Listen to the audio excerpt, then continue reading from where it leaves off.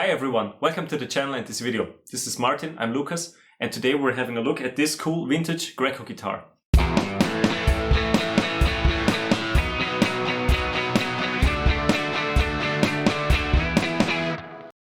So before we talk about this guitar in specific, I want to mention that Martin has been on a guitar safari or hunting for a vintage Japanese guitar for quite a while now. Yeah, the reason is they are pretty much dirt cheap over here, at least some of them, if you're not going for some clones of SGs, Les Pauls, or real 335s. If you're going for the odd looking ones, the really strange guitars that not everyone has, no one really cares for them, and you can get them for next to nothing. A couple of $100 for 40-year-old guitars and more. Yeah. And you were really looking for a quirky guitar. I was looking for a quirky guitar from somewhere in the 60s. There are some offset teles and the like that they made in Japan that are just different. You don't see anything similar around nowadays, and also many of them have vanished. Yeah, and very distinct features. They don't always look really good. Some look really quirky and not something that's attracting players to a guitar usually. I mean, they're not your typical Les Paul, Strat, Tele. They are really like, what is this? It's an odd one. They just look odd in some sense. They remind you of a guitar, are not just exactly like it. Something feels off with them. But that makes it cool again. So. Yeah.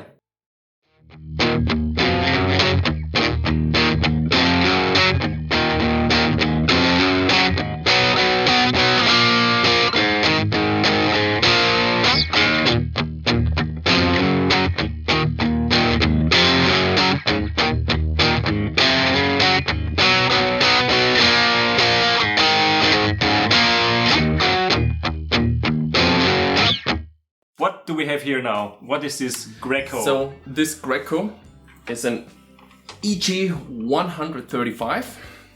Those were made in the mid to late 60s. From what I could find out and what the seller was claiming, this should be a model from 68. It's a full hollow guitar. And how many pieces was the neck? 3, 4? Four piece. It's a 4-piece. Maple neck with binding. Yeah, with binding, rosewood fretboard. Yeah, back in 68, maybe even Brazilian. So the tuners don't have any markings or stamps on them. They're unbranded. They work surprisingly well, actually. Even for, I think those should be the original ones. Did you find out what the knob material is? Is it bone or something synthetic? I think this Plastic? might be plastic, Looks like plastic to me. Okay. Then it has 2 single coils, which, with the hollow body, they're unpotted.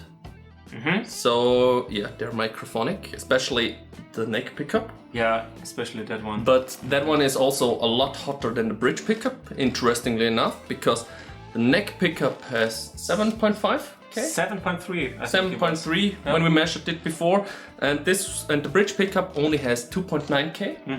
And in the middle substantially lower output, at least in kilo ohms. In kilo ohms, in output itself, not. The height I've placed the strings above the pickup is about 1.6 millimeters if I press down at the last fret. But relatively low. Yeah, but the action is really high. I have problems with the truss rod.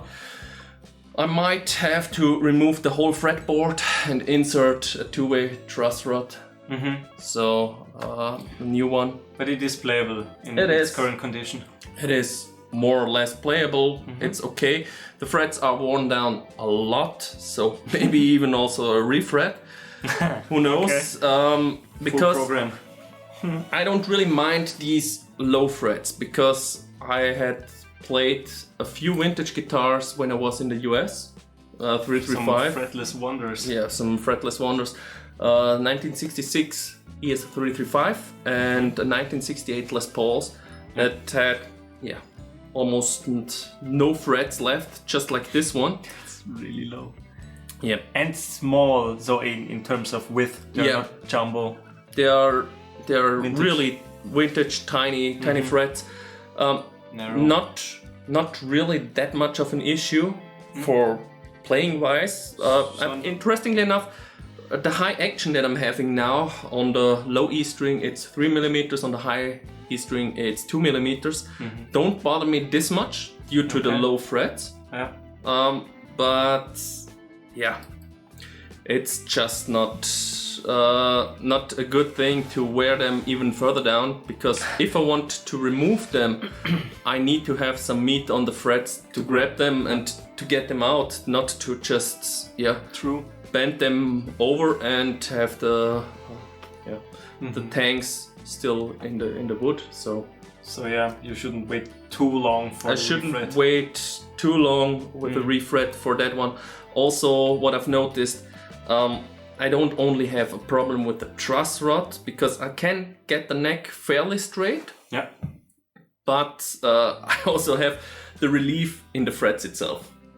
Okay. It's not that I have not the neck, it's the frets. Yeah, I don't have this much of a high fret on some spots. I think the G a little bossy, not too much through the amp actually, but with 2 millimeters action and that relief, it's still too bossy, obviously. So So that's what you have to consider when you're buying a vintage instruments. And in this case, Martin didn't get to try it first before buying. A friend of yours picked it up and brought it to you because you got it for quite a good price. How much did you pay? 290 euros. 290 euros. So that's a pretty good price, I would say.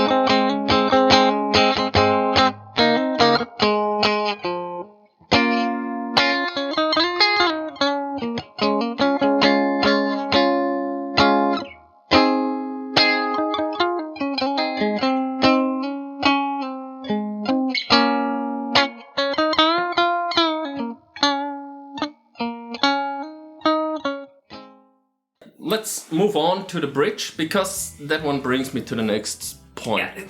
Yeah, I think what stands out is that it's wooden part here. Yeah, and it's not fixed to the body itself. It's just pressed down by the strings now. Yeah, it's just It's pressed not down. glued, nothing. I used a double-sided tape to tape it to get it in place. To get it in place, because I don't want to readjust the with every restring. Readjust everything with the restring.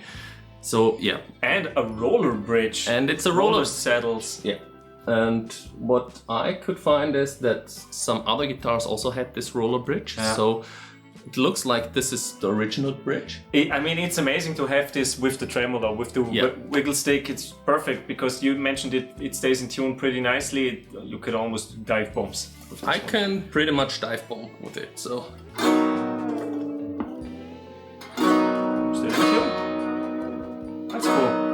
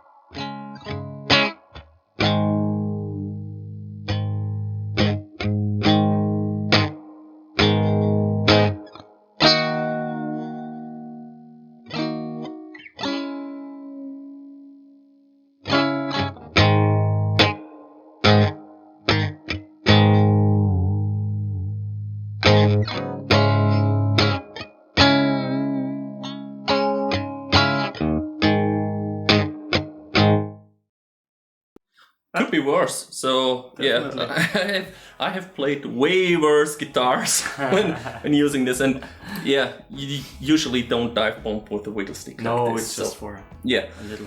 But that endless. didn't work out at first as well because I had to move the tailpiece. It was this way. Yeah, it was no, this The way. other way? It was the other way. About I would say moved. I can hold it. You can demonstrate which part. Moved about 5 millimeters over here, and yeah, like this. I had an angle over here to the bridge, or the bridge and the strings were off center from Okay, from was the neck not running over the fretboard properly. Yeah. properly. Okay. It was not too bad, but it was not in a way that I would want to keep it, and the tuning stability was not that good, obviously. So, Makes sense. yeah, With an angle. I not supposed removed to the be there. screws in the back, moved it at its right place, screwed it back in, and yeah, It's good. it We works have out. a 2-ply pickguard here with white and black. Yeah. Volume and volume.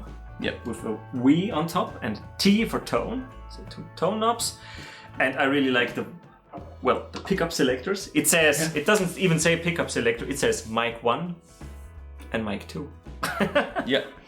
So yeah, when they're up, they're engaged. When they're down, they're off. So you can switch this guitar off, literally. Yeah. Neck pickup, Neck pickup only. both pickups, bridge pickup, off. It's cool. It reminds me a little bit of the Jaguar Fender because with the metal plate down here. It reminds me also a little bit of the Brian May guitar. Yeah, with the They have 3 ones, and they True. can also The do red out of phase. special. Yeah, with the red special. exactly. So instead of the toggle, you get this. so yeah, but what's also cool with this bridge that it's not fixed in a position Meaning? that makes it possible to change out the neck without problems, because I can use pretty much any neck that fits that neck pocket over here.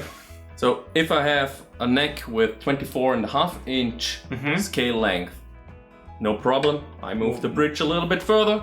If I have a neck with 25.5-inch scale length, no problem, move the bridge a little bit back. So you could, in theory, make your own neck I could in theory make my own neck and adjust it so that it fits the pocket. exactly. Cool. Like this, with this bridge not being fixed in one position, not having any screw holes in there, not being screwed on the top, I could move that one freely, and yeah, I'm not really forced to use this neck if I may not be able to make it really back in shape.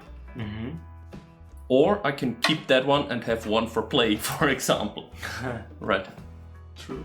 So that's, and yeah, as mentioned, I don't really have to be bothered with, oh, where can I get the proper scale length and everything.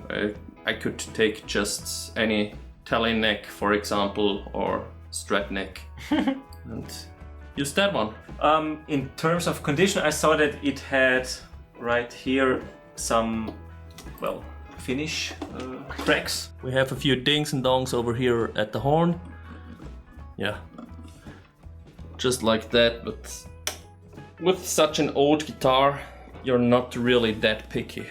If you look at it, it's in fairly good condition for the age it has. That much wear, so it's not a nitro finish. No idea, actually.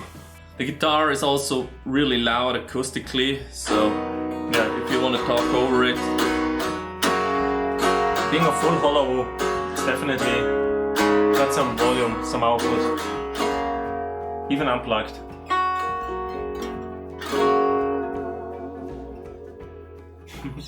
The wiggle stick in action. That's fairly loud. Yeah. I mean, it's good for practicing. And yeah, as mentioned, the pickups are extremely low output. So getting this guitar to break up is a task on its own. In the sound demo, we're using the Fender Deluxe Reverb. We use the vibrato channel for the clean sounds and the normal channel with the 87 by LPD pedals. And the overdrive or the gain level is quite high at 1 o'clock, so it's past noon. Yeah. Well, this way, from where you're sitting. And with humbuckers, it's crazy distorted this way. But with this one, good crunch. A good crunch, yeah. And even with the Strat, you have considerably more gain with it. So, yeah, it's not really a gain monster, and you also get feedback with it. So it's not meant to be. So absolutely. So yeah, maybe it's a good thing. True.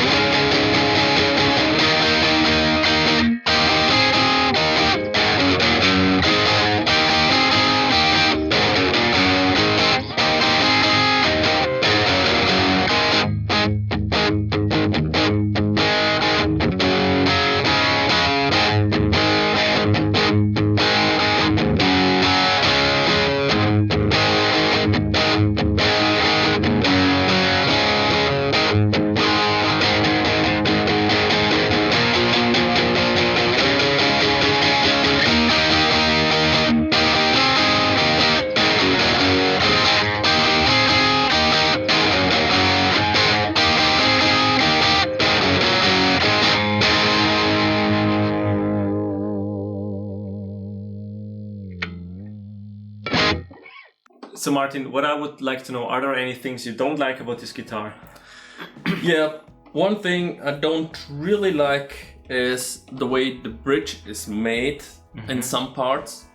One thing is good, yeah, the adjustability. Yeah. The other thing, yeah, I had to stick it down to make it be in the proper position. And the other thing is that the posts where the bridge itself is mounted on that wood piece, Yeah. those are extremely high.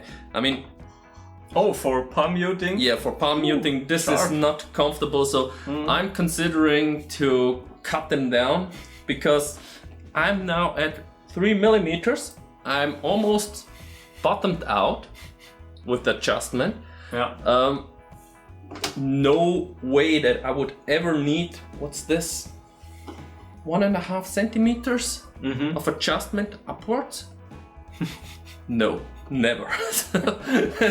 That's just not gonna happen. Not even for slide guitar. No, that's not gonna happen ever. impossible. So yeah, I'm sure I can cut down probably 5-8 millimeters, at least half of it.